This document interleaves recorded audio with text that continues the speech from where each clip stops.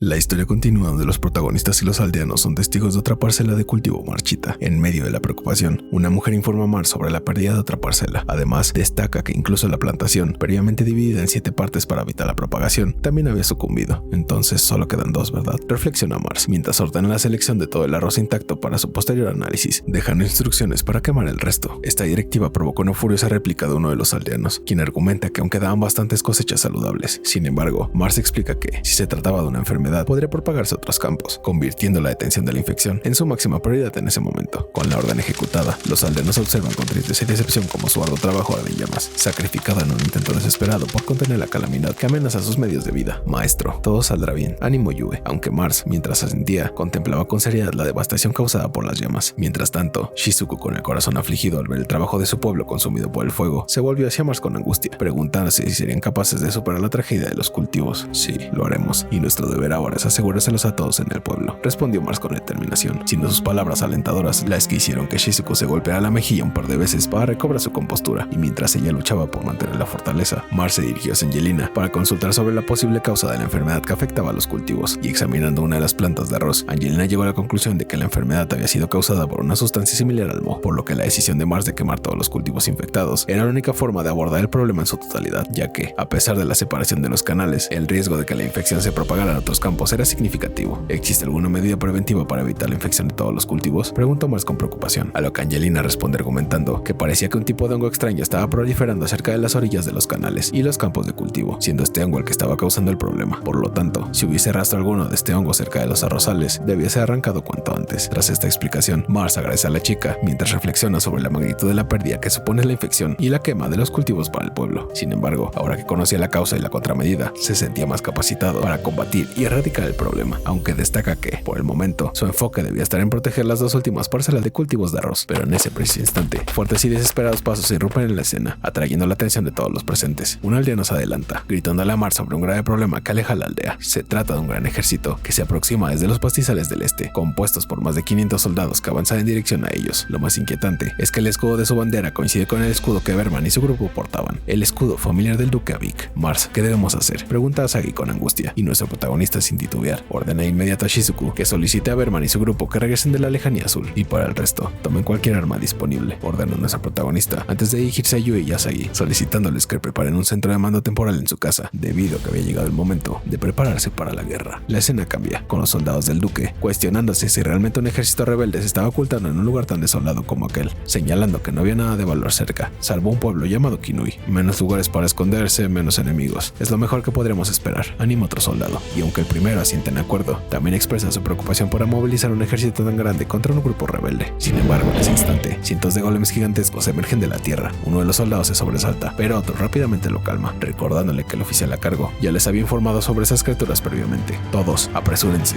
ordena uno de los soldados, movilizando rápidamente a la mayoría de las fuerzas para responder a la amenaza emergente. Angelina observa sorprendida desde la distancia, posada en la rama de un imponente árbol, y observando cómo el ejército del duque se recompone con rapidez luego de la confusión. Va a ser todo un desafío lidiar con estos tipos sin acabar con sus vidas, Marsan, murmura la mujer, antes de comprometerse a dar lo mejor de sí misma, pues siente que era su responsabilidad hacerlo. La escena se traslada directamente a la ciudad de Kinui, donde los habitantes del pueblo se preguntan qué hacía el ejército del duque allí. ¿Podría ser por esa chica de la que hemos estado escuchando?, pregunta uno de los lugareños, mientras otro asiente y menciona haber escuchado rumores sobre una mujer semihumana llamada Shizuku, que había estado reuniendo aliados para vengarse de los humanos que le hicieron sufrir en el pasado. Esta teoría parece tener sentido como motivo para la llegada del duque a la ciudad, pero en ese momento, Ryo no aparece ante ellos, disgustada por ver los ociosos charlando, en lugar de hacer algo productivo como empacar sus cosas. Mientras tanto, la mujer también reflexiona sobre la llegada del ejército del duque, algo que no había ocurrido en muchos años, y se pregunta si nuestros protagonistas podrían ser los responsables de llamar la atención de tal hombre. No obstante, en ese preciso momento, un hombre llamó la atención de todos al señalar algo y pedirles que dirijan su mirada hacia allí, sacando hacia Riono de su trance mental y helándole la sangre al instante. Lo que todos observaron fue la llegada de la imponente orden de los caballeros del Fénix Blanco. Somos la orden de caballeros del Fénix Blanco, la más veloz entre las 7 órdenes, proclamó un hombre con una cicatriz en el ojo. Pero mientras él explicaba esto, Riono, con el terror recorriendo su cuerpo, pensaba en la reputación de valentía del orden de los caballeros. Esta orden era conocida por su experiencia en la caza de semihumanos, los cuales estaban bajo el control directo de la capital.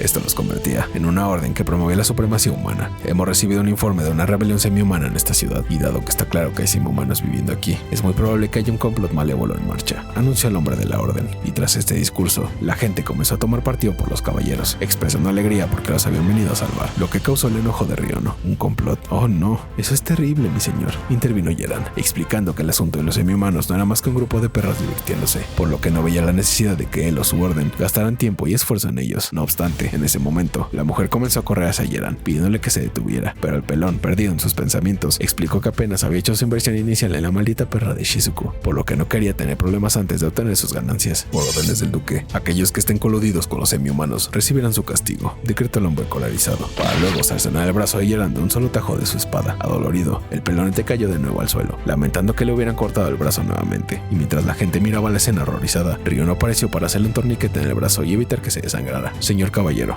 llamó Riono, cuestionó la razón de lastimar a un humano, a pesar de que este tuviese la cara de un monstruo, a lo que inmediatamente el hombre contestó que los semihumanos eran criaturas distintas a los humanos y que no dudaban en atacar a los humanos ni un segundo. Además, afirmó que todas sus normas de conducta eran perjudiciales para la humanidad, algo que la historia ya había demostrado. Por lo tanto, a los ojos de la ley, los humanos y los semihumanos no eran iguales. Este discurso confundió a Riono, pero el caballero continuó, argumentando que, a pesar de todo lo dicho, aún había ciudadanos ingenuos que trataban a los semihumanos como personas. Afirmó que, aunque este grupo de personas no podía distinguir ni ver la maldad de los semihumanos, los caballeros y el mundo mismo los aceptaban y amaban, por más complicado que fuera entenderlos. ¿Qué estás insinuando? ¿Vas a asesinarlos solo porque los trata como iguales?, replicó Riono, mientras seguía deteniendo el sangrado de Yeran. Pero en ese instante, el líder de los caballeros levantó la mano, y junto con él, todas las armas de sus compañeros se alzaron. Nosotros, los 36 caballeros, nos encargaremos de purificar esta ciudad para asegurarnos de que ustedes no confíen en aquellos que no son humanos y provoquen una tragedia, decretó el hombre, blandiendo su espada y dirigiéndose directamente hacia Riono, mientras anunciaba que después de la purificación rezaría por todos los ciudadanos de Kinui para que aprendieran a distinguir entre los humanos y las bestias conocidas como los semihumanos. Sin embargo, en ese preciso instante, la espada del hombre se partió por la mitad y, sorprendido, se reveló que la causa de esto había sido Shizuku misma, quien se había interpuesto entre el golpe con su habilidad innata armadura de colmillos de lobo, mostrando un poder de manada 81.937. Inmediatamente, Yeran corrió hacia la chica con una expresión de alegría y alivio grabada en su rostro, llamándola por su nombre y preguntándole si había llegado para salvarlo, un comentario que irritó profundamente a nuestra protagonista. Esta irritación se manifestó en un rápido giro de Shizuku, quien golpeó con fuerza a Yeran, enviándolo a estrellarse con un bar cercano. Si estás demasiado herido para huir, solo quédate y cállate, expresó Shizuku con furia, pero la tensión cambió cuando Riono se percató del terror que dominaba a los habitantes del pueblo, quienes, con pavor, comenzaban a murmurar, cuestionándose qué estaba ocurriendo y por qué los caballeros habían mutilado a un humano. Fue entonces cuando la joyera los sacó de su estupor, preguntándoles por qué seguían parados allí, para luego ordenarles que huyeran, advirtiendo que los caballeros del Fénix Blanco estaban desquiciados y los matarían a todos sin contemplaciones. Este comentario despertó al pueblo, quienes, siguiendo las órdenes de Riono, comenzaron a huir, conducir a los tontos a escapar. Rechistó el caballero, mientras le lanzaba una mirada asesina a nuestra protagonista. Sin embargo, a Riono no le importaba la opinión del hombre, e ignorándolo, agradeció a Shizuku por haberlo salvado, pero luego le pidió que escapara del lugar, advirtiéndole sobre la peligrosa intención de los caballeros. Ellos están aquí para asesinar semihumanos, ¿verdad?, interrumpió nuestra protagonista, confesando haber escuchado hablar de eso a través de Berman, un obsesionado con los caballeros. Luego, señaló la incompetencia del caballero para distinguir entre humanos y semihumanos, lo que lo enfureció al instante. Si sabías todo esto, entonces, ¿por qué?, comenzó a preguntar Riono, pero fue interrumpida nuevamente por Shizuku, quien le recordó que estaba allí por el bien del hombre, al que consideraban rey. Así que estuviste escondida aquí todo el tiempo, exclamó el caballero mientras arrebataba la lanza a uno de sus compañeros, mostrando su decepción por la aparición de Shizuku, ya que la consideraba solo como un pequeño animal.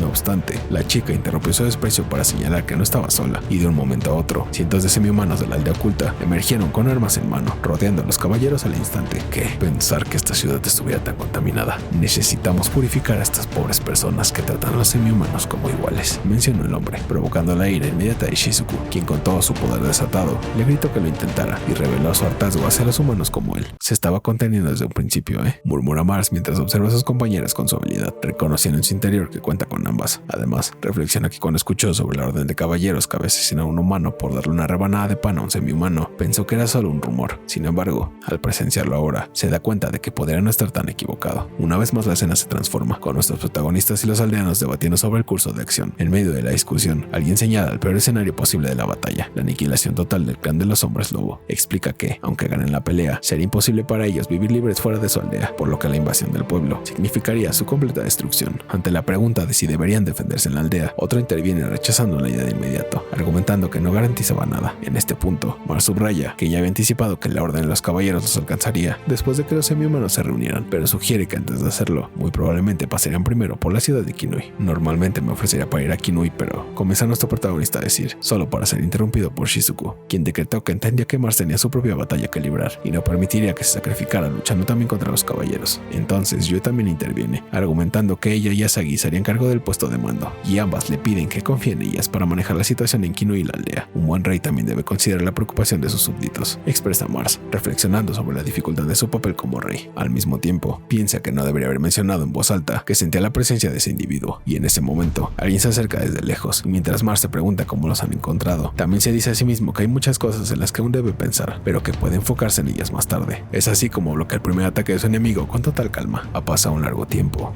enuncia nuestro protagonista mientras el polvo del ambiente, levantado por el primer ataque, comienza a disiparse, revelando destellos de una armadura dañada y sucia, y un rostro lleno de ira y cansancio. Finalmente revelando a Altra, quien grita con una felicidad desquiciada que finalmente ha encontrado a nuestro héroe. Ese aspecto es muy apropiado para alguien de la espada de platino divino, el cual cayó en la miseria después de mostrar su verdadera naturaleza, expresa Mars, enfureciendo rápidamente a Altra, quien le ordena que se calle antes de activar su espada santa y lanzar otro ataque, pero el golpe solo pasa cerca de nuestro protagonista, causándole un pequeño corte en la mejilla, haciendo así que Mars reflexione que, a pesar de la directa agresión, Altra parece ser más rápido y preciso que antes. ¿Has mejorado? ¿Qué has hecho?, pregunta Mars, pero Altra responde de manera vaga, desafiándolo a intentar golpearlo de nuevo, mientras ataca una vez más con su espada santa. No obstante, como antes, un golem se interpone para bloquear el golpe. ¿Te has conseguido un buen juguete, pregunta Altra en el aire, curioseando con Mars al preguntar si se lo había dado a Angelina, pero nuestro protagonista no responde a ninguna de sus preguntas, optando en cambio por indagar sobre el paradero del resto del grupo de la espada de platino divino. ¿A quién le importan esos tres inútiles?, responde Altra, sorprendiendo a Mars, quien reconoce la descripción como acertada para los miembros de la espada de platino divino, que finalmente fueron promovidos a aventureros de rango S después de expulsar al incompetente.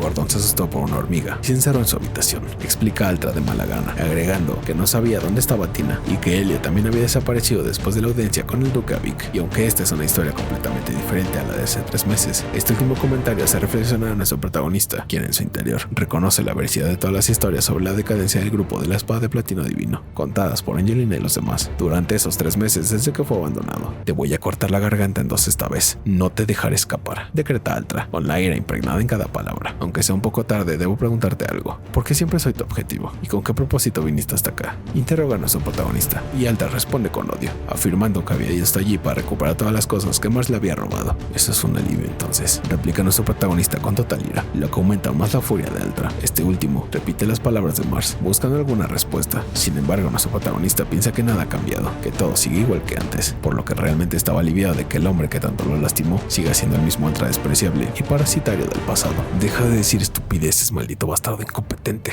grita Altra, activando nuevamente su habilidad de espada santa y apareciendo frente a Mars en menos de un pestañeo, para luego lanzarse hacia él y cortarle el brazo. Y riendo, Altra comenta que eso es lo que Mars se merece. No obstante, nuestro protagonista activa la bendición de Serafín, sorprendiendo fríamente a Altra y regenerando su brazo por completo. ¿Qué acabas de?, balbucea Altra a medias, hasta que Mars le interrumpe diciéndole: ¿quieres intentar cortar mi cabeza después? Ante tales actos, Altra queda petrificado, con un tartamudeo que refleja su confusión y un terror naciente. Le pregunta a Mars cuando había aprendido habilidades de sanación, siendo estas mejores que las que poseía Tina. ¿Qué dices? ¿Ya te estás rindiendo?, pregunta a nuestro protagonista, provocando aún más la ira de Altra, quien maldice y se lanza de nuevo al ataque, casi cercenando por completo la cabeza de nuestro protagonista. ¿Qué te parece eso? Te degollé justo como me lo pediste, expresa Altra a medias, hasta que se da media vuelta y mira a Mars totalmente ileso. El terror se apodera de su cuerpo. Sin embargo, Altra no deja de activar su espada santa para atacar. Por otro lado, y mientras Mars recibe los ataques, no fue hasta que recibió un último corte en su costado que finalmente entendió la razón por la cual Altra podía moverse mejor con su habilidad de espada santa, incluso sin tener la habilidad de ojos de halcón. Después de que Altra chocara contra el suelo repetidas veces, mira a nuestro protagonista para maldecirlo y preguntarle si se hacía llamar humano. Si quieres decir inhumano, eso hace 2 de nosotros, ¿no crees?, responde Mars mientras le da la espalda, pero en ese momento Altra aprovecha para dispararle, y nuestro protagonista, sin mirarlo, utiliza cositos para parar el proyectil, al mismo tiempo que congelan las piernas de su rival, y dándose la vuelta, Mars se percata del proyectil que Altra había disparado. Esto es una flecha de hierro, e incluso tiene algún tipo de veneno en la punta, explica nuestro protagonista, refiriéndose a la ballesta oculta que Altra tenía. Menciona que, en el pasado, él nunca hubiera hecho algo como eso, incluso cuando podía acercarse inmediatamente a los enemigos con su habilidad. E irritado, Altra se levanta de nuevo para atacar, mientras exige a Mars que deje de hablar de sus habilidades, porque alguien como él no podía saber nada de eso. Créeme que lo sé, yo fui el primero en notar la única falla en tu habilidad de espada santa, revela Mars, pero Altra le interrumpe de inmediato para decirle que su mítica habilidad no poseía ningún fallo. Sin embargo, nuestro protagonista le revela que la espada santa era demasiado rápida, lo que impedía al usuario percibir lo que pasaba cuando la usaba. Es por eso mismo que te presté ojos de halcón, para incrementar tu visión visión dinámica, informa a nuestro protagonista, añadiendo que ahora que Altra había perdido esa habilidad, no podía controlar la velocidad de su propio cuerpo, por lo que debería estar asustado de estrellarse contra una pared o caer al piso. No obstante, él aún así estaba usando la espada santa, incluso con más fuerza que antes, a pesar de que el miedo a sufrir daño es algo común en los humanos. Altra, eliminaste tus miedos con drogas, ¿no es así? Es por eso que puedes empujarme al límite, revela Mars, paralizando a Altra con sus palabras. Me preguntaba cómo es que habías mejorado tu visión dinámica, pero supongo que esa es la respuesta, observó a nuestro protagonista, causando una risa enfermiza por parte de Altra, quien, sin dudar, le da la razón mientras sacó una píldora oscura de un pequeño costal de tela que tenía guardado. La droga no es nada barata, pero es bastante efectiva, admite Altra al mismo tiempo que inquiere otra píldora, haciendo así que Mars le dé la razón. Y tras decir esto, Altra comienza a explicar lo difícil que había sido de seguir a Angelina, mencionando que le había perdido el rastro varias veces, y que eso lo había llevado a eliminar su miedo para poder perseguirlo usando la habilidad de la espada santa. Por lo tanto, todas las dificultades por las que habían pasado lo habían vuelto mucho más fuerte. Te volviste más fuerte, expresa nuestro protagonista con voz sombría. Pasé por demasiadas cosas comparado contigo. Lo único que tenías que hacer para convertirte en alguien de rango S era rodar por el suelo sin hacer nada. Es por eso que yo seré que se termine quedando con todo. Escupe Altra con enojo, pero Mars solo lo mira con desprecio y después de un breve silencio le comenta a Altra que debió haber tomado otra opción. Tú nunca lo entenderías. Yo nací teniendo ciertas responsabilidades, argumenta Altra. Si piensas que ese es el caso, entonces debe ser verdad. Sin embargo, depender de las drogas no es una buena estrategia, expresa Mars, pero Altra, liberándose de su prisión de hielo, le exclama que le importa un carajo lo que nuestro protagonista le diga y declara que debe recuperar lo que Mars le había robado, incluso si eso implicaba su muerte. Recuperar las cosas que te fueron robadas es un objetivo que nunca tiene sentido alguno, revela nuestro protagonista, pero Altra no lo escucha y vuelve a activar su habilidad de espada santa. En ese momento, Mars invoca un golem y lo refuerza con la habilidad de barrera indestructible, petrificando a Altra después de decir esto. Lo recuerdas, ¿verdad? ¿O acaso debería llamarla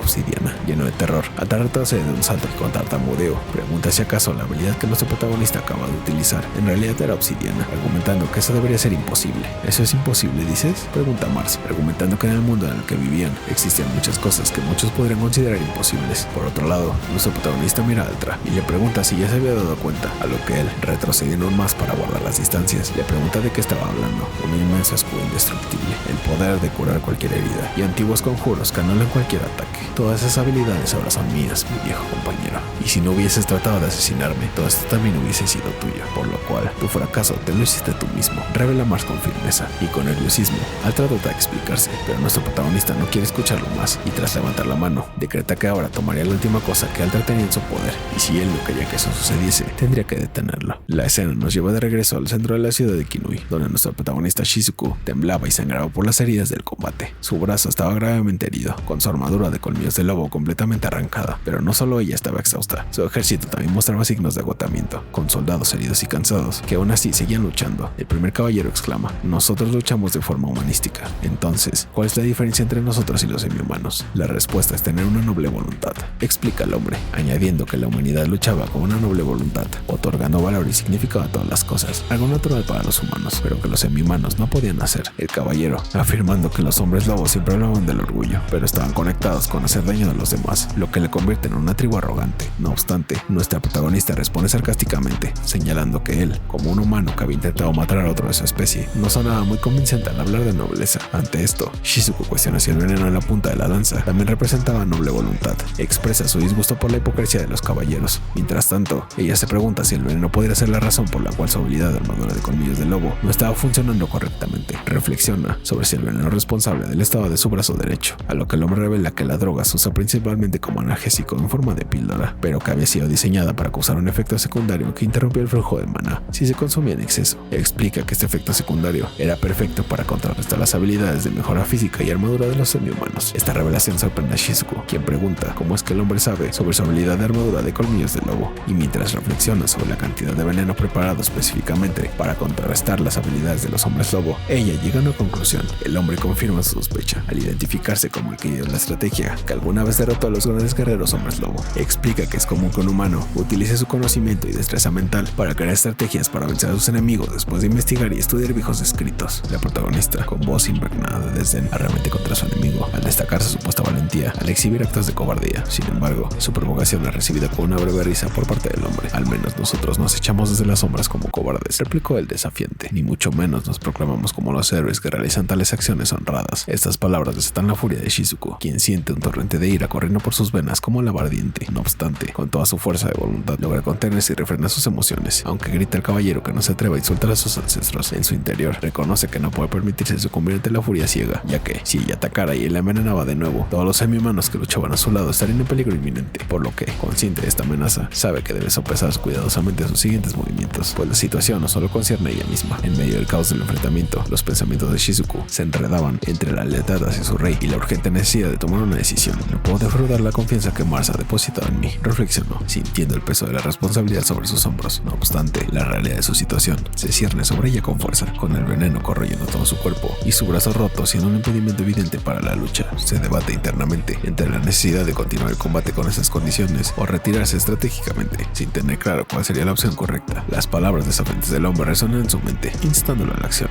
Ven por mí, ordena, evocando el sacrificio de sus ancestros como un desafío directo a su honor y orgullo. Shizuku siente como la ira burbujea dentro de ella, pero el hombre persiste, despreciando a los hombres lobo como seres sin capacidad de razonar, lo que los hace peligrosos. El caballero enfatiza con vehemencia que nunca habían exigido la muerte o la expulsión de los hombres lobo, sino que simplemente que respetasen la convivencia pacífica con los demás mientras se esfuerzan por llevar a cabo acciones benéficas. Insisten que sus acciones siempre habían sido nobles, buscando el entendimiento y la armonía, pero lamenta que los hombres lobo hayan rechazado esta oferta, optando en su lugar por desatar una guerra que inevitablemente resultó en su derrota, siendo lo que dice el caballero la única verdad detrás de los hechos. Y con un tono lleno de desdén, el hombre escupe sus palabras, expresando su frustración ante la aparente incapacidad de los hombres lobo para comprender esta realidad, si no logran asimilar este principio básico de convivencia. Mientras escucha las palabras del caballero, Shizuku se sumerge en una profunda reflexión. Recuerda la historia de sus ancestros, quienes habían luchado con orgullo para asegurar un lugar donde su gente pudiese vivir en paz. Sin embargo, las palabras del hombre cuestionan todo lo que quería saber, describiendo la guerra como un acto inútil y criticando la falta de comprensión de su raza. A pesar de sentir la urgencia de responder y defender sus convicciones, Shizuku se siente paralizada por la incapacidad de encontrar las palabras adecuadas. Aunque se esfuerza por encontrar una respuesta contundente, se pregunta por qué sus argumentos parecen escaparse de ella en ese momento crucial. El caballero avanza, aumentando la presión sobre nuestra protagonista, al expresar su desprecio por su aparente falta de respuesta, y con un tono desafiante,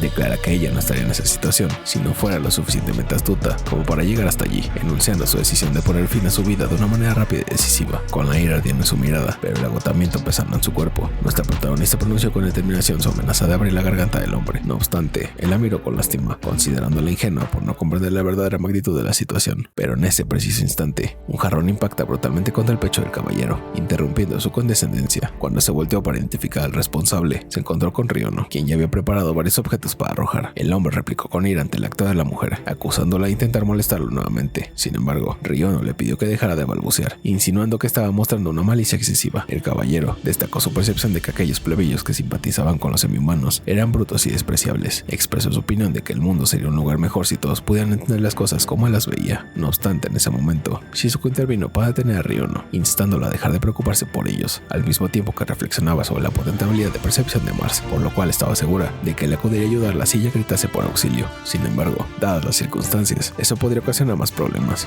Ya te dije que no te preocupes por nosotros, gritó Shizuku, mientras observaba a Ryono arrojando objetos. Empatizar con los semi-humanos, un mundo mejor. ¿De qué demonios estás hablando?, preguntó Ryono con ira, revelando luego que había presenciado a Yeran y a Eldor a maltratar a Shizuku en 5 ocasiones, acciones que simplemente había ignorado por miedo a poner en peligro su vida. ¿Qué puedo decir? Solía ser como ustedes, caballeros, una ignorante en el mismo corral, confesó Ryono, admitiendo que después de vivir así, finalmente había llegado a una conclusión, y esta era que, aunque no conocía todos los detalles, estaba segura de que la orden de los caballeros de Fénix Blanco no le agradaba en absoluto. ¡Qué patética!, respondió el hombre, sacando una daga de su espalda y lanzándola en el momento en el que la mujer le arrojaba otro jarrón. A pesar de su falla, Ryono observa cómo la daga se dirige directamente hacia su corazón, resignándose a su destino. Sin embargo, la situación da un giro cuando Yeran aparece de repente para apartarla del camino mientras la llama idiota. Ambos caen al suelo, pero Yeran se levanta rápidamente afirmando que había saldado su deuda y que ahora estaban en paz. Este comentario irrita aún más al caballero, mientras que Ryono mira al pelón con gratitud. ¡Qué rescate sin sentido! Si tenías que morir, podrías haberlo hecho solo, expresó el hombre sugiriéndole a Yeran que quizás habría sido mejor en la otra vida, pero al mismo tiempo nota cómo Shizuku comienza a utilizar el contenido de los jarrones para limpiar sus heridas. Es inútil, el veneno ya está en tu sistema, informa el hombre, señalando que la actividad del maná de nuestra protagonista estaba en desorden, lo que la dejará inmovilizada. Además, advierte que, si intenta algo, él mismo la despedazaría. No obstante, Shizuku se pone de pie y le cuestiona al hombre si a pesar de toda su investigación, no sabía que su habilidad endémica, armadura de colmillos de lobo, se volvía más fuerte cuando luchaba por el bien de alguien más, y con determinación muestra un poder de 33.302.470. Imposible. Ella se puso de pie, cuestiona el hombre, perplejo por la sorprendente recuperación de Shizuku, y en un instante, ella desaparece y reaparece frente a él, derribando a varios caballeros con precisas patadas. Aturdido, el caballero se voltea, desconcertado por todo lo que estaba ocurriendo. corriendo. Mientras Shizuku rescata a un niño, el hombre sigue cuestionándose lo sucedido hace un momento, y al mirar a nuestro protagonista, se pregunta si su cola ha crecido. No puede ser. Los textos dicen que las habilidades endémicas dependen del terreno, informa el hombre, señalando que Shizuku no debería tener tanto poder en esas tierras áridas. Pero nuestro protagonista, reapareciendo frente a él, le revela que algo ha cambiado, algo que él no puede comprender, y con un solo golpe le arranca el brazo. El caballero grita de dolor, mientras nuestra protagonista insta a los hombres lobo a levantarse, llamándolos a mostrar su convicción, orgullo y fuerza, ya que su único enemigo estaba frente a ellos en ese momento. Y siguiendo la orden de su futura reina, el pueblo se levanta nuevamente. Ataquen, aún tenemos la ventaja numérica, ordena el hombre, creyendo que pueden terminar con todo ahí mismo. Sin embargo, su expresión cambia repentinamente al ver a los ciudadanos de la ciudad llegando para defender a los hombres lobo y a su hogar. Bastardos, ¿van a unirse a los semi-humanos? ¿Qué tan? El hombre no logra terminar su frase antes de ser interrumpido por Riono, quien toma el cuchillo lanzado por él y completa la frase con un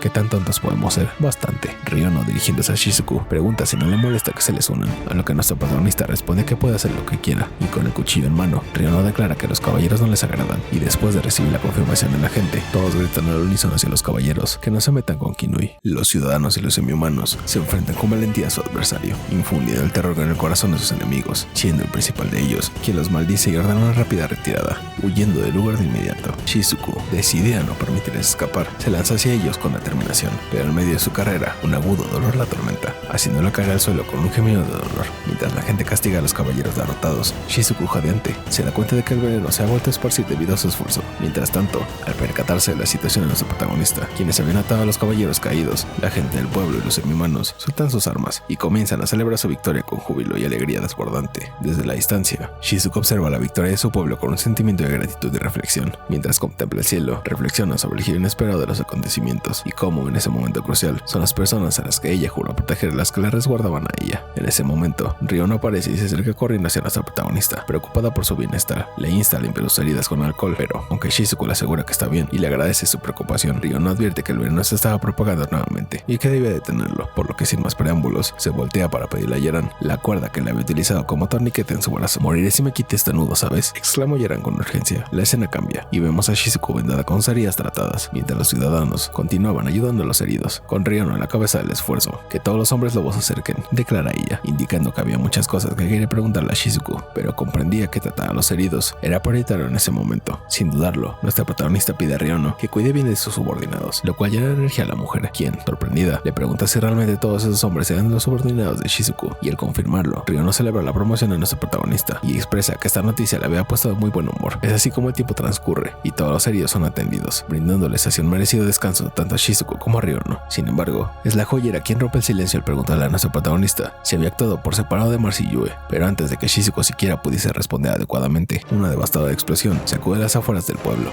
haciendo temblar a los alrededores y alertando a ambas chicas. Las dudas comienzan a surgir entre la gente, preguntándose qué había sucedido y si los soldados del duque estaban disparando sus cañones contra la ciudad. No obstante, la única que sabía lo que estaba ocurriendo era Shizuku, quien de inmediato comprendía que se trataba de Mars. Es así como la escena nos lleva de regreso a la batalla entre Mars y Altra, donde este último se encuentra completamente agotado. Cuando Mars pregunta por Altra, logra sacarla de su trance mental, pero en lugar de rendirse, Altra se lanza furioso hacia nuestro protagonista. Sin vacilar, Mars activa su habilidad 6 brazos de Ashura y golpea de manera devastadora a su ex compañero, enviándolo volando varios metros hacia atrás, tosiendo sangre y con su armadura desmoronándose. Altra se recupera y vuelve a activar su habilidad de espada santa. No obstante, antes de que pueda completar su ataque, Mars contraataca con su habilidad de salto espacial, transportando a Altra varios metros sobre el cielo y estrellándolo brutalmente contra el suelo. Una vez más, Altra se reincorpora, pero su cuerpo muestra signos evidentes de fatiga y heridas. No.